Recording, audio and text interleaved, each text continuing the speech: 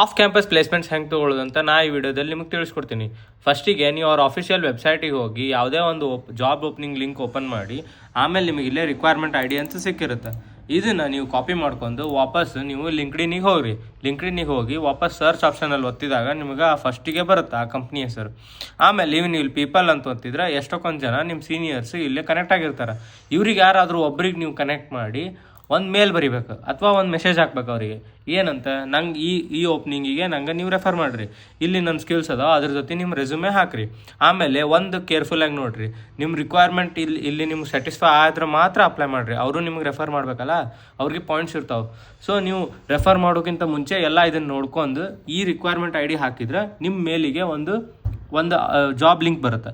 ಆ ಜಾಬ್ ಲಿಂಕಿಂದ ನೀವು ಅಪ್ಲೈ ಮಾಡಿದರೆ ನಿಮಗೆ ಈಸಿಲಿ ಆ ಕಂಪ್ನಿಗೆ ರೆಫರ್ ಆಗಿ ಇಂಟರ್ವ್ಯೂ ಸಿಗೋ ಚಾನ್ಸಸ್ ಜಾಸ್ತಿ ಇರುತ್ತೆ. ಅದೊಂದು 30 ಡೇಸಲ್ಲಿ ನಿಮಗೆ ಇಂಟರ್ವ್ಯೂ ಬರ್ಬೋದು. ಧನ್ಯವಾದಗಳು.